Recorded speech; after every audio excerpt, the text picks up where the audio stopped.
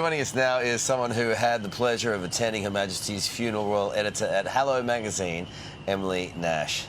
G'day, Emily. How are you? Nice to see you. Hi. Big day, huh? A huge day. I think I was just saying I'm still processing it. It was such a big moment, and to witness it in real life, if you like, was just extraordinary. Something I'm never going to forget. Take us through what it was like inside the Abbey, from that moment that the First World leaders entered to the point where the coffin came in, followed by the royal family.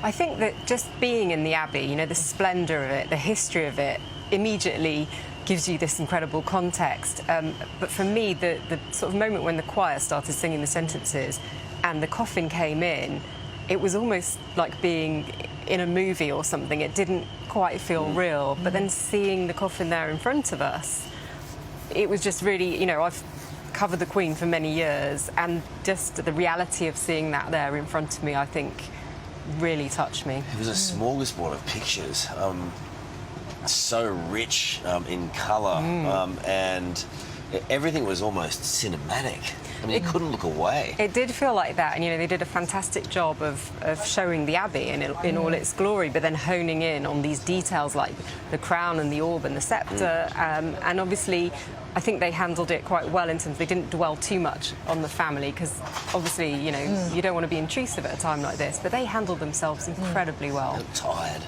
They're tired. We're all tired. We can only imagine how they must be feeling, because they've been on show this entire time. So I think they've really, you know, earned themselves a bit of time away from the public spotlight for a while. Absolutely, they have. But sitting in there in the Abbey with your eye on the royal family, what stood out to you? What stood out to me was the composure. I suppose they go into almost this professional mode when they're in public, don't they? And yet they were still trembling a little. Their jaws clenched. You could see Harry had his jaw clenched.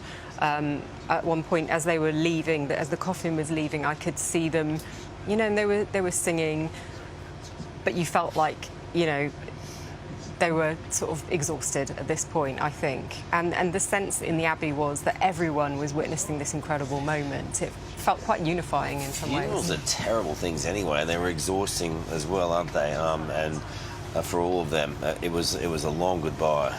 It really was. Your magazines, I hear, are inside Buckingham Palace, so you have to be incredibly careful what you put in them. What are going to be your angles, and what should we look out for? Well, what we like to do is tell the story, and we let the readers decide. As you said, we've been absolutely spoilt for amazing images. The photographers have done an incredible job today and over the last 11 days, and we have some of the best pictures gathered together for people to just review, because I think people have seen this on TV, but people are going to want to go back, and I know I will, want to pore over this and look at it again, because it's such a moment in our history. And there are so many bits that I'm still seeing for the first time. Same. But little Charlotte, I thought she was a superstar today. She certainly is. She's the boss lady. She's going to be one to watch in years to come. I mean, this is a really solemn occasion, but it's lovely to see them still, despite all the pomp and ceremony, still being kids and telling each other off. That's something we can all relate to. And it's a solemn occasion, but you know, you're also celebrating the life. Oh, that's the moment when she told him.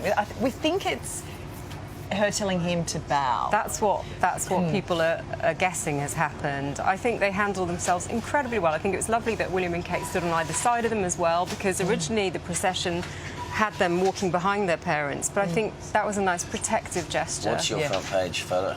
It's an image of the coffin with the King and his family walking behind it, and I think that is something everyone's going to remember. Good on you. Fitting. Your work doesn't end, I know that. We appreciate you being with us tonight. Thank you so much. Thanks, Emily.